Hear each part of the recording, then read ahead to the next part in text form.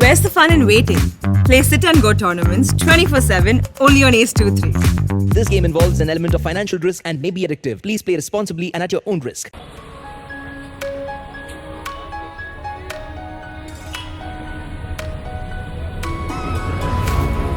देश भर में तीसरी लहर का अलर्ट जारी कर दिया गया और लगातार बढ़ते मामले उसकी गवाही भी दे रहे हैं।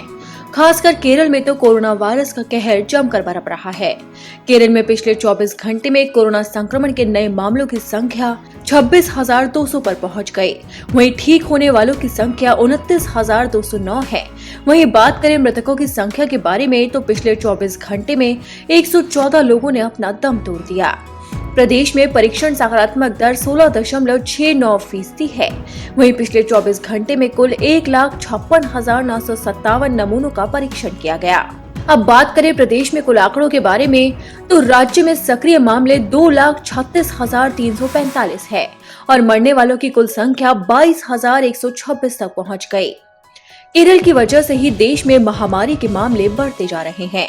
इस बीच केंद्र सरकार ने महामारी की दूसरी लहर पर बड़ा बयान दिया। सरकार का मानना है कि देश अभी भी कोरोना की दूसरी लहर का सामना कर रहा है। महामारी की दूसरी लहर अभी भी जारी है। केंद्रीय स्वास्थ्य सचिव राजेश भूषण ने बताया कि कोरोना की पहली लहर के दौरान मामलों में गिरावट की दर 50% थी, जो इस लहर में थोड़ी कम है। हम अभी भी मामलों में उछाल देख रहे हैं। यह बढ़ोतरी अभी खत्म नहीं हुई। उन्होंने कहा कि देश के 35 जिलों में अभी भी कोरोना की साप्ताहिक संक्रमण दर 10% से ज्यादा है। वहीं 30 जिले ऐसे हैं जिनमें साप्ताहिक संक्रमण दर 5 से 10% के बीच है। 30 डिस्ट्रिक्ट्स ऐसे हैं जहां की साप्ताहिक पॉजिटिविटी 5% से अधिक है और 10% से कम है। उन्होंने कहा कि देश के कुल सक्रिय मामलों के 61% केस केरल और 13% केस महाराष्ट्र में है। कर्नाटक, तमिलनाडु और आंध्र प्रदेश में 10,000 से ज्यादा और 50,000 से कम सक्रिय मामले हैं। ये आंकड़े साफ बयां करते हैं कि देश में कोरोना का खतरा अभी भी बरकरार है, जो तीसरी लहर के खतरे को बढ़ाता जा रहा है। अब देखना होगा कि राज्य सरकार और केंद्र सरकार मिलकर तीसरी लहर को कम करने के लिए क्या कदम उठाते हैं। वहीं टीकाकरण पर जोर देते हुए केंद्रीय स्वास्थ्य सचिव ने कहा है कि आने वाले त्योहारों के दिनों से पहले हमें टीकाकरण की रफ्तार को और बढ़ाना होगा।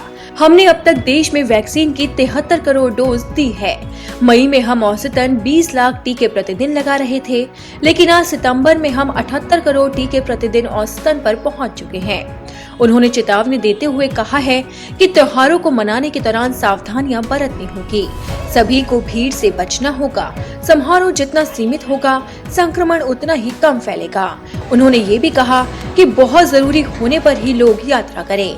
गैर जरूरी यात्रा करने से लोगों को बचना चाहिए।